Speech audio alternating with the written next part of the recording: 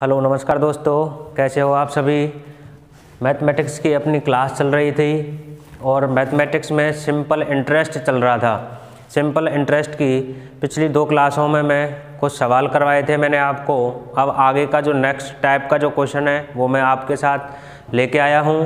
तो देखिए, जो अगला अपना क्वेश्चन है मैथ का वो है कि एक व्यक्ति 25,000 रुपये की धनराशि को अपने 2 बेटों के बैंक खाते में इस प्रकार जमा कराना चाहता है कि जब वो 18 वर्ष के हों तब उन्हें बराबर ब्याज प्राप्त हो। उसके बेटों की वर्तमान आयु 12 वर्ष व 14 वर्ष है तथा जो साधारण ब्याज की जो दर है वो 5% वार्षिक है। तो बताइए, छोटे बेटे के बैंक खाते में कितने रुपए जमा कराए। तो देखिए, इस प्रकार के क्वेश्चन को अपन कैसे करेंगे, इसका आंसर देखिए कैसे देंगे कि एक व्यक्ति 25,000 रुपये की धनराशि को अपने 2 बेटों के बैंक खाते में जमा कराना चाहता है कि जब वो 18 वर्ष के हों। 18 वर्ष के हों तो 18 वर्ष कंप्लीट करवा रहा है। अब उनकी वर्तमान आयु कितनी है, 18 वर्ष के हों तब उन्हें बराबर ब्याज प्राप्त हो। इस लाइन को बड़ा ध्यान देना है, बराबर ब्याज प्राप्त हो, इसके मतलब ब्याज की बात कर रहा है। तो उसके बेटों की वर्तमान आयु, एक की आयु है 12 वर्ष और एक की आयु है 14 वर्ष है। तो साधारण ब्याज की वार्षिक दर दे दी उसने 5 वर्ष। यानी कोई व्यक्ति जब 12 वर्ष का है, जब 18 वर्ष तक होगा तो 6 वर्ष ब्याज लेगा, और एक दूसरा व्यक्ति है जो 14 वर्ष का है और 18 वर्ष तक का होगा तब 4 वर्ष का ब्याज लेगा। पर जब दोनों की राशि जो जमा हो रही है वो बराबर ब्याज प्राप्त होना चाहिए दोनों को। तो और दर कितनी है, 5% है। तो 5% है, इसका मतलब जब 12 वर्ष का है तो 18 वर्ष का होगा तो 6, दर कितनी है अपनी 5%। इधर देखिए, जब ये 14 वर्ष का है, अभी फिलहाल वर्तमान आयु 14 वर्ष का है और 18 वर्ष तक 4 वर्ष ब्याज मिलेगा इसको, कितने प्रतिशत के हिसाब से, 5% के हिसाब से। इसका मतलब इसको मिलेगी 30% की ब्याज मिलेगी, इसको मिलेगी 5 गुणा 4 कर देना 20% की ब्याज मिलेगी, इसको 30% की ब्याज मिल गई, इसको 20% की ब्याज मिल गई। अब ये कह रहा है तो बताइए, छोटे बेटे के बैंक खाते में कितने रुपए जमा किए, यानी कितने रुपए जमा किए, मूलधन की बात कर रहा है। कितना रुपया जमा कराया, जमा किया होगा वो क्या होगा, इसका मूलधन होगा। उसके ऊपर बाद में ब्याज मिलेगी तो मूलधन कितना होगा। जब भी तुम्हें ऐसा सवाल देखने को मिले तो ऐसे, जब आप ये ब्याज का रेशियो निकाल लिया दोनों का, ये था अपना 12 वर्ष वाले का, ये है 14 वर्ष वाले का, दोनों का ब्याज का रेशियो निकाल लिया। पूछ रहा है हमसे मूलधन, तो मूलधन की जब भी पूछ रहा है तो इसको इन्वर्स कर देना रेशियो को। रेशियो का इन्वर्स करने का मतलब है 20 को तो ले आना यहाँ पर और 30 को ले जाना इधर। अब ये 20% मिलेगा 12 वाले को मूलधन और 24% किसका था, 14 वर्ष वाले का। दोनों को प्रतिशत हटा दो, 1 शून्य से 1 शून्य कट जाएगी, कितना बचा यहाँ पे 2 और 3। टोटल यहाँ पर 12 वर्ष का जो व्यक्ति था उसको 2 रुपये मूलधन था मान लो, और इसका कितना था 3 रुपये। टोटल उसके पास राशि कितनी है, 25,000 रुपये, और हमारे हिसाब से कितनी है, 3 और 2 5 रुपये। 5 रुपये है कितनी उसके पास, 25,000 रुपये है। कितने गुना पर बैठा है, ये बैठा है 5,000 गुना पर बैठा है। तो प्रत्येक वैल्यू 5 गुना हो गई। तो छोटे बेटे की पूछ रहा है, तो छोटा बेटा कौन सा है, 12 वर्ष का, तो इसका भी कितना होगा, 5,000 गुना कर दो। तो 5 गुणा 2 करोगे तो 10,000 रुपये। तो इसका मूलधन कितना था, छोटे बेटे के खाते में कितने रुपए जमा कराए थे, तो छोटे बेटे के खाते में इसने 10,000 रुपये जमा कराए थे। एक बार फिर समझ लो दोबारा से कि एक व्यक्ति के पास 25,000 रुपये हैं और उन 25,000 रुपयों को वो अपने बेटे के बैंक खाते में जमा कराना चाहता है, और जब वो 18 वर्ष के हों, तो उन्हें बराबर ब्याज प्राप्त हो। अगर बेटे की वर्तमान आयु एक की 12 वर्ष है, एक की 14 वर्ष है और ब्याज की दर 5% है, तो छोटे बेटे के बैंक खाते में कितने रुपए हैं, तो देखो जब 12 वर्ष का था, 18 वर्ष का होगा तब तक 6 वर्ष हो गई इसको, ये 14 वर्ष का था, 18 वर्ष का होगा जब तक 4 वर्ष, यानी ये 6 वर्ष 5% के हिसाब से 30% ब्याज मिलेगा इसको, और ये 14 वर्ष का है, 18 वर्ष का होगा जब तक 4 वर्ष में 5% के हिसाब से 20% इसको ब्याज मिल चुकी होगी। ये तो है अपनी ब्याज, पूछ रहा है मूलधन, मूलधन के लिए ब्याज को इन्वर्स कर दो, तो इन्वर्स करेंगे तो 20% इधर आ गया, 30 इधर चला जाएगा, प्रतिशत से प्रतिशत हटा दो, 0 से 0 हटा दो, 3 और 2 5 रुपये मूलधन है हमारे हिसाब से, पर क्वेश्चन में 25,000 दे रखा है। कितने गुना बैठा है 5 का? 5,000 गुना बैठा है, तो 2 का भी 5,000 कितना होगा? 10,000 रुपये। यानी छोटे बेटे के खाते में कितने रुपए जमा कराए उसने? 10,000 रुपये, और बड़े के खाते में कितने जमा कराए? 15,000 रुपये जमा कराए। अब देखिए अपना जो नेक्स्ट क्वेश्चन है, दूसरे नंबर का जो क्वेश्चन है उसको देखिए। अपना सेकंड क्वेश्चन है, इसको बड़े ध्यान से समझिए सेकंड क्वेश्चन को, कि एक व्यक्ति ने 3 अलग अलग स्कीमों में धनराशियां निवेश की। कोई व्यक्ति है, उसने स्कीम है, उनमें अलग अलग धनराशि निवेश की है। पहली स्कीम में 6 वर्ष के लिए, पहली स्कीम में 6 वर्ष के लिए 10%, 6 वर्ष के लिए 10% ब्याज दर पर, 6 वर्ष के लिए 10% ब्याज दर पर, 6 वर्ष के लिए, और ब्याज की दर है 10%। ये वर्ष है अपनी, और ये ब्याज की दर है ये 10%। आगे कह रहा है तथा दूसरी स्कीम में 10 वर्ष के लिए 12% ब्याज दर पर, तीसरी में 12 वर्ष के लिए, और 15% ब्याज दर पर निवेश किया। सभी स्कीमों से प्राप्त ब्याज बराबर है, सभी स्कीमों से प्राप्त ब्याज बराबर है। अब देखिए ये लाइन पढ़िए, प्राप्त ब्याज बराबर है, तो तीनों स्कीमों से प्राप्त मूलधन का अनुपात याद कीजिए। यहाँ से हमें मूलधन का रेशियो पूछ रहा है तीनों से। सबसे पहले ब्याज का रेशियो निकालो। ब्याज का रेशियो कितना आएगा? देखो 10% के हिसाब से 6 वर्ष के लिए इन्वेस्ट किया, तो कितना हो गया? 10 गुणा 6 करो, 60% ब्याज हो गई। अगला 10 वर्ष के लिए 12% के हिसाब से, तो 120% हो गई, और 15 गुणा 12 करोगे, 15 का गुणा करो 12 से, 15 गुणा 2 30, और हासिल लग गई 3, 15 और 3 180, 180, तो 180%। सबके लिए प्रतिशत हटा दो, सब में रेशियो निकलवा रहा है तो प्रतिशत को हटा दो। जब प्रतिशत को हटा दोगे, पूछ क्या रहा है वो हमसे? तीनों स्कीमों से प्राप्त मूलधन का अनुपात पूछ रहा है, तो 60 से देखो अनुपात काटो इसको, 60 से 1 बार कट गया, 60 से जाएगा 2 बार कट जाएगा, 60 से कितनी बार कट जाएगा? 3 बार। ये आ गया अपने पास ब्याज का रेशियो, ये आ चुका है ब्याज का रेशियो, ब्याज का अनुपात आ गया है। अब हमें निकालना है मूलधन का अनुपात, और मूलधन के लिए मैंने आपको बता दिया कि मूलधन का अनुपात जब भी निकालना हो तो रेशियो को इन्वर्स कर दो। तो रेशियो को जब भी इन्वर्स करोगे, अब देखिए इन्वर्स कैसे करोगे इस रेशियो को? जिसका निकालना है उसको छुपा लो, इसका निकालना है तो इसको छुपाओगे तो कितना बचेगा? 3 गुणा 2 कर दो, 6 अनुपात। अब बी का निकालना है, यानी दूसरे का निकालना है, इसको छुपाओ, कितना हो गया? 1 गुणा 3, कितना? 3। अब 3 का निकालना है तीसरे का, इसको छुपाओ, इन दोनों का आपस में गुणा करो, तो कितना हो गया? 2। तो ये आ गया अपने पास मूलधन का रेशियो, ये मूलधन का अनुपात आ चुका है, तो ये अपना मूलधन का अनुपात। तो देखिए दूसरा जो क्वेश्चन था अपना, ये इस टाइप से होगा। एक बार और समझ लो, दोबारा समझा देता हूँ। एक व्यक्ति ने 3 अलग अलग स्कीमों में धनराशियाँ लगाई। पहली स्कीम में 6 वर्ष के लिए 10% ब्याज पर, दूसरी स्कीम में उसने लगाया 10 वर्ष के लिए 12% ब्याज पर, तीसरी स्कीम में 12 वर्ष के लिए 15% ब्याज पर लगाया। सभी जो निवेश किया उसने पैसा, उससे क्या है, सभी स्कीमों से अगर प्राप्त ब्याज बराबर हो तो तीनों स्कीमों से अलग अलग जो मूलधन है उसका अनुपात ज्ञात करना है। तो देखिए 6 वर्ष के लिए 10% पर 10 गुणा 6 60, 10 गुणा 12 किया 120, और 15 गुणा 12 किया 180। तीनों का रेशियो निकल के आ गया, ब्याज का रेशियो 60 रेशियो 120 रेशियो 180।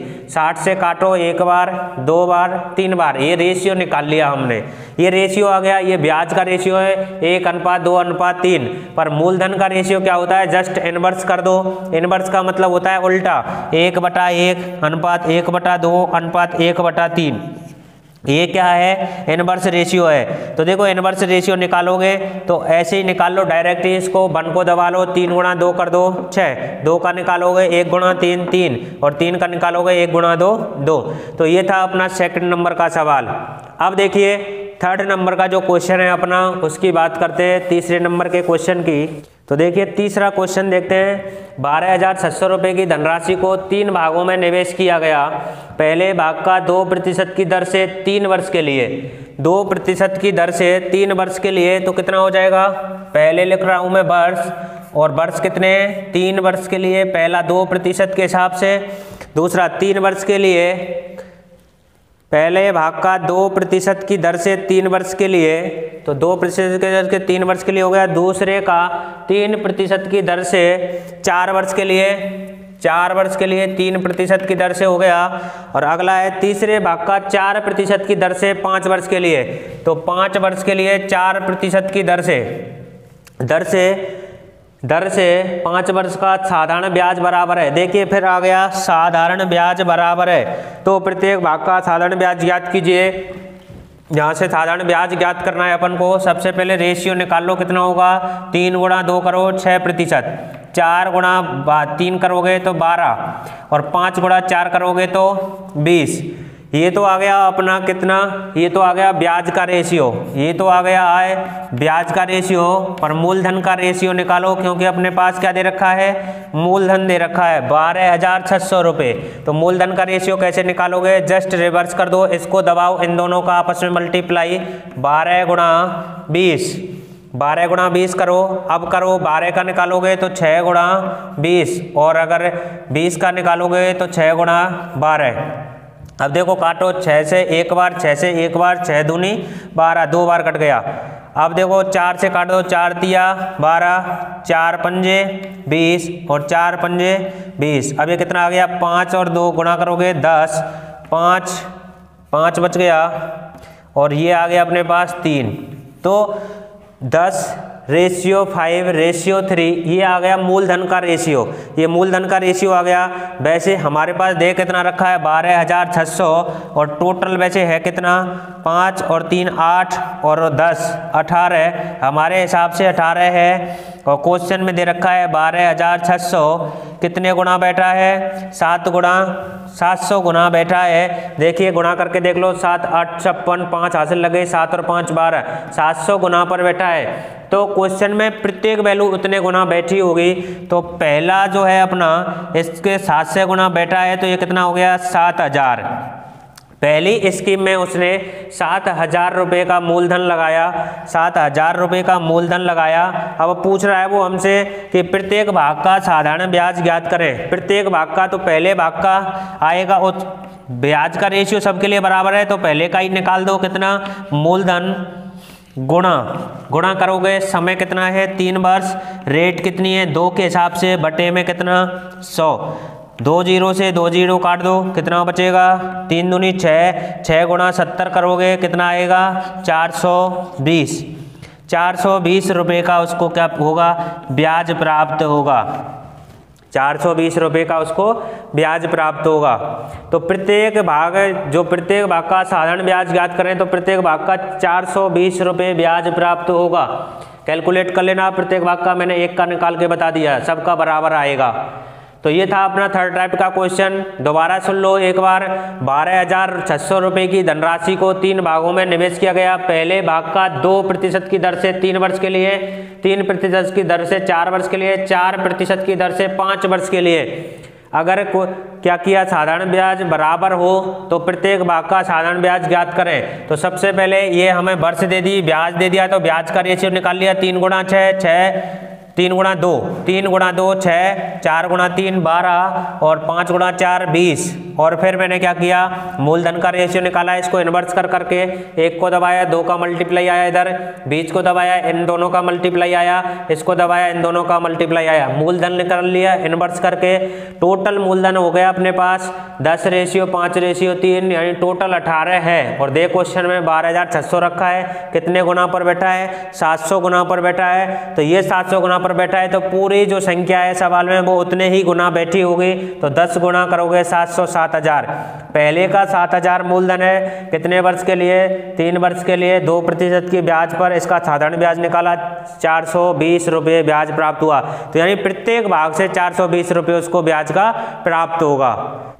देखिए अब अगला क्वेश्चन है, एक व्यक्ति ने 75,000 रुपये की धनराशि को अपने 2 बेटों के बैंक खाते में इस प्रकार जमा कराना चाहता है कि जब वो 18 वर्ष के हों तो उन्हें बराबर धनराशि प्राप्त हो। बराबर धनराशि, अब तक जो भी मैंने 3 टाइप के क्वेश्चन कराए थे उनमें कह रहा था बराबर ब्याज प्राप्त हो, पर एक क्वेश्चन अब मैं ऐसे लेके आया हूँ, बराबर धनराशि प्राप्त हो उसके बेटों की वर्तमान आयु 12 वर्ष तथा 14 वर्ष है, साधारण ब्याज की दर 5% वार्षिक है, तो छोटे बेटे के बैंक खाते में कितने रुपए जमा कराए? तो छोटे बेटे के खाते में कितने रुपए जमा कराए? तो देखिए इसका आंसर देखिए, आंसर में देखिए 75,000 रुपये की धनराशि है, जबकि वो खाते में जमा कराना चाहता है, 18 वर्ष के होंगे, तब तक वर्तमान आयु देख लेते हैं कितनी, एक की 12 है और एक की 14 है, 18 के होंगे जब तक ये 4 वर्ष का हो और ये 6 वर्ष का। तो यानी 6 वर्ष के लिए ब्याज की दर कितनी दे रखी है? 5। तो 6 वर्ष तक 5% की दर से, 4 वर्ष 5% की दर से कितना हो जाएगा? 30% का ब्याज मिलेगा, यहाँ 20% का ब्याज मिलेगा। ये तो हो गया ब्याज। मूलधन की बात कर रहा है तो बराबर धनराशि प्राप्त हो, बराबर धनराशि का मतलब है क्या प्राप्त होगा उसको? मूलधन प्लस ब्याज दोनों बराबर प्राप्त हों। तो बराबर प्राप्त होंगे तो मूलधन अपने आप में कितना होता है? 100। तो मिश्र धन कितना हो जाएगा? 100 प्लस 30 रुपये उसको अगर ब्याज के मिल गए तो कितना हो गया? 100 प्लस 30 130, और ये कितना हो जाएगा? 120। इसको काट दो, 0 से 0 काट दो, रेशियो बना रहे हैं दोनों का, रेशियो बन गया। अब क्या करें? क्या पूछ रहा है वो लास्ट में हमसे कि छोटे बेटे के बैंक खाते में कितने रुपए जमा कराए, यानी मूलधन पूछ रहा है। मूलधन के लिए रेशियो को इन्वर्स कर दो, ये 12 है तो ये कितना हो जाएगा? 13। रेशियो हमारे हिसाब से छोटे बेटे के खाते में 12 रुपये जमा कराए और बड़े बेटे के खाते में 13 रुपये जमा कराए, जबकि वो कह रहा है कि उसने 75 रुपये की धनराशि जमा कराई। तो टोटल 75,000 रुपये जमा कराए, हमारे हिसाब से 12 और 13 कितने? टोटल 25 हो रहे हैं, जबकि ये कह रहा है कि 75,000। तो 75,000 कितने गुना पर बैठा है? 25 का भाग लगाओ 3,000 गुना पर, 3,000 गुना पर बैठा है। छोटे बेटे की बात कर रहा है तो इसके भी कितने गुना पर होगा? 3,000 गुना पर होगा। तो 12 गुना 3 कितना? 36,000 रुपये। तो उसने छोटे बेटे के खाते में कितने रुपए जमा कराए? तो उसने जमा कराए 36,000 रुपये। दोबारा समझ लो, दोबारा समझ में नहीं आया हो तो एक बार और समझो। एक व्यक्ति के 75,000 रुपये की धनराशि को अपने 2 बेटे के खाते में जमा कराए, जबकि वो 18 वर्ष के हों तो उन्हें बराबर धनराशि प्राप्त हो। बराबर धनराशि का मतलब है ब्याज प्लस मूलधन बराबर प्राप्त हो। तो उसके बेटों की वर्तमान आयु है 12 वर्ष और दूसरे की है 14 वर्ष।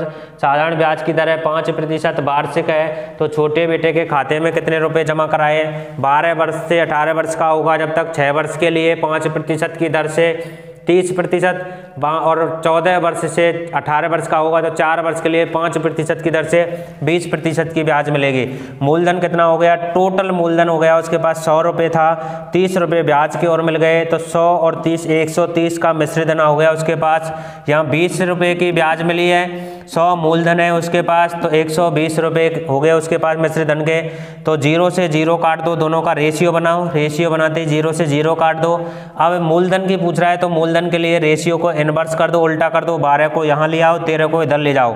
टोटल 12 रुपये छोटे के खाते में और 13 रुपये बड़े के खाते में, टोटल हमारे पास 25 रुपये हैं। बोल रहा है क्वेश्चन में 75,000 कितने गुना पर बैठा है? 25 के 3,000 गुना पर बैठा है, तो प्रत्येक मान इतने ही गुना होगा। तो 3,000 गुना 12 कितना? 36,000 रुपये छोटे बेटे के खाते में। अगर बड़े बेटे की पूछता तो इधर से 3,000 का मल्टीप्लाई यहाँ कर देते, कितना हो जाता है? 39,000।